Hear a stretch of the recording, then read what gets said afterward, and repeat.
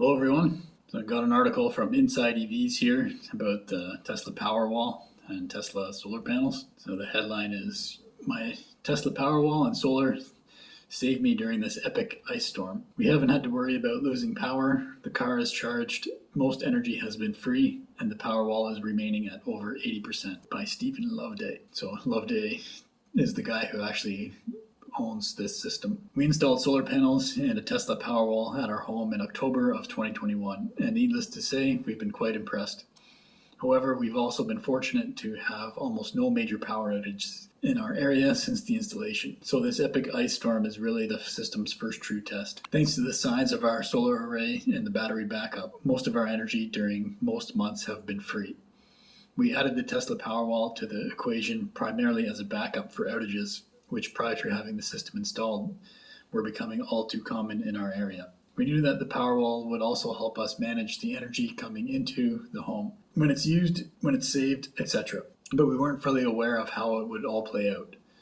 Over the course of the last year and a half, we've played around with various settings on the Tesla app and tried to figure out how to make the system the most helpful while saving the most money. Currently, our Powerwall is in a mode called time-based control, which allows it to use a predetermined amount of energy when necessary. It bases the usage times on the energy rates at any given time of the day. However, when the Powerwall detects that a storm is coming, it immediately charges to 100%, and it typically does so from the grid, unless there happens to be a ton of sunlight at the time. The last few times our Powerwall detected a storm, it charged to full and stayed charged for a day or two just in case. But the power never went out, so the energy wasn't needed. The power has gone out 3 times since we owned the Powerwall, and none of those times were during forecasted storm warnings, so the battery was always partially depleted. With a partially depleted Powerwall and no sunlight, we had to shut off most things in the home to make sure that only necessary appliances had power, such as fridges, freezers, and the furnace.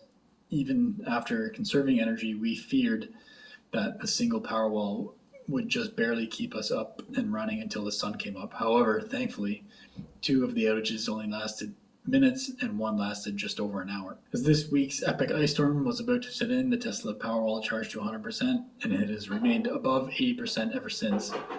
Meanwhile, despite having overcast skies and nearly a half inch of ice on the panels, our home has been primarily powered by the little bit of sun that's been hitting the panels. The power in the neighborhood has flickered several times, and some of our nearby friends haven't had power since yesterday.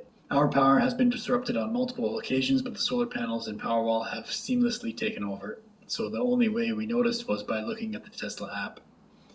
The best part here is that since the panels are working to power the house, the Powerwall will be nearly fully charged when we go to sleep tonight. Very little is running in our home when we're sleeping, and we've already run a few off-grid tests that proved a Powerwall will definitely get us through the night. We'll sleep at ease tonight knowing that despite the sun going down and the terrible weather stripping people of power, our Tesla Powerwall will save the day. When we wake up in the morning, the battery will be low, but even the little sun shining through the ice and clouds should be enough to not only power our home, but also to begin charging the Powerwall back to its full capacity. To top it off, even if the power is out tomorrow, my Chevy Volt should remain fully charged thanks to the solar panels and Tesla Powerwall. So yeah, pretty positive review, I would say, of the Powerwall. They mentioned they had concerns that when the system didn't forecast a storm, it might not have enough power, but I would just point out that that was fears on their own, in their own mind, because they didn't fully understand the capacity of the battery and versus how much they would use at night and whether or not the battery would be empty by morning. They didn't really say. Well, the power didn't go out long enough for that to be a problem. But this can all be planned when you install the system. Yeah, if more Powerwalls can be added on top of a single one, you can stack them up. I think you can go up to 10 Powerwalls.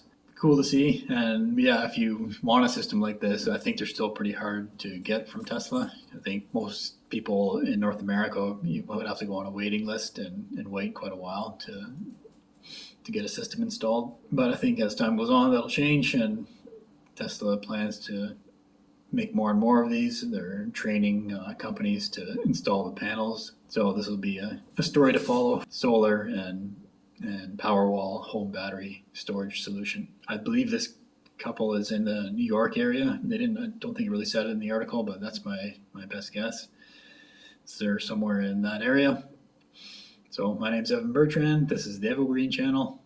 Thanks for watching.